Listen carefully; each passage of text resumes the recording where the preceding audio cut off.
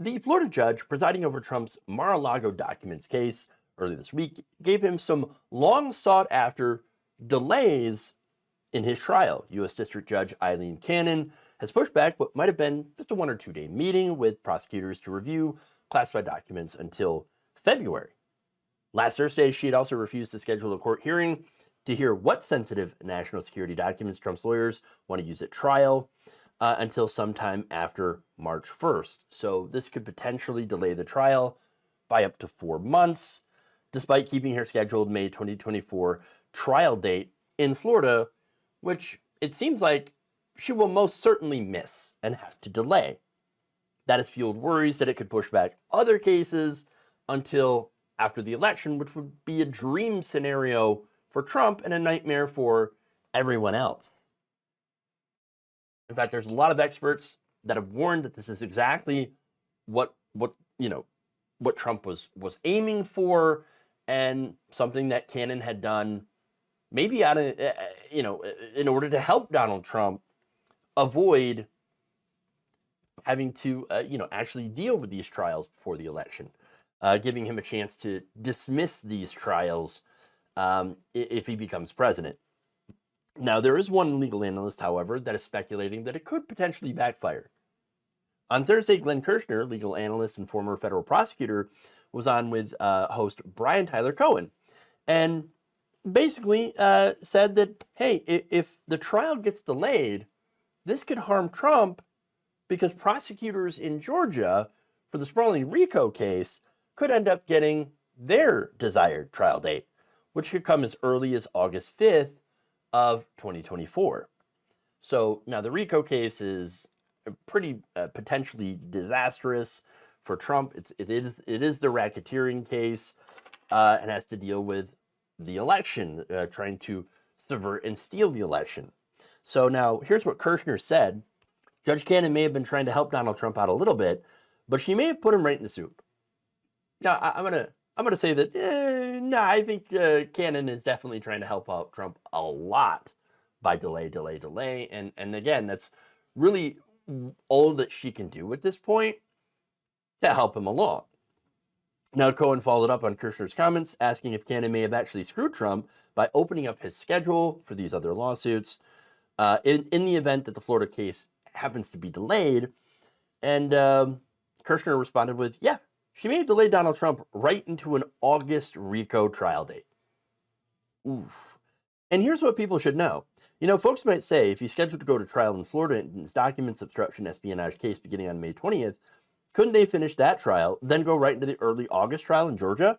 The answer is almost certainly no. Why do I say that? Because if a defendant is in trial for 2 to 3 months, even if technically that defendant is no longer in that trial beginning on August 5th, there's not a judge in the land who will say, okay, Trump, you were just in trial for 3 months. Now we're going to make you and your defense team go right into a trial in another jurisdiction without a breather. Look, he makes a certain amount of sense, okay, when he says that.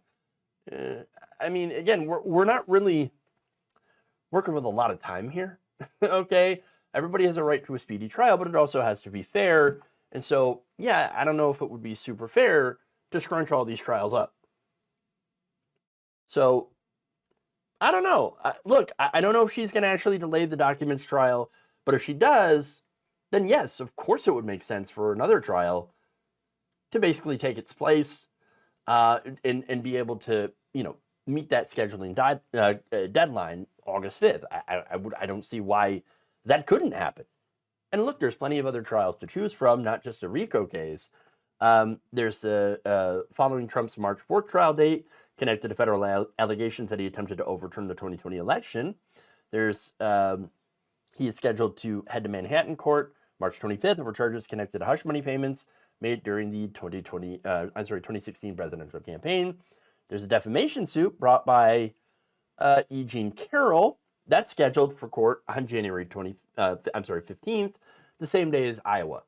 So take your pick. I would hope that the criminal trials take place first, because I am concerned, and I think a lot of you are as well, that if he wins, and it's a real possibility, that he'll just pardon himself on the criminal cases and order the DOJ to shut down investigations of him and prosecutions. So this does have to happen before the election. And look, this actually might benefit him as well. I mean, think about it. If Trump is found innocent, well, then he'd be able to yell it from the rooftops before people go to the polls. Wouldn't that be a net benefit for him? I told you, witch hunt, the biggest witch hunt ever. Look at, see all these trials, and I'm still totally 100% innocent. They found me innocent. Well, yeah, he could do that, but only if the trials are held. So then, if that's the case, then why the delay? Well, because I think Trump knows he's a criminal, knows his days are numbered, knows he's going to be found guilty, so delay until after the election, which would be his only chance, of course, is to get into power and then shut all these, trials and investigations down. And that's why Judge Cannon keeps trying to help him. But if Kirschner is right, and I'm not saying he 100% is, but I'm saying it is a possibility. If Kirschner is correct, that this decision allows, for example, Fani Willis to come in and say, okay, we're going to get our trial date, August 5th. Awesome, let's do it. And it's allowed to go forward on that date. If there's a delay, then, well, great. If she ends up effing him over that way, and I'm talking about Judge Cannon there, I'm okay with that. I mean, look, all I care about is making sure that these criminal trials are done before Trump has a chance to make them go away if he ends up winning the election.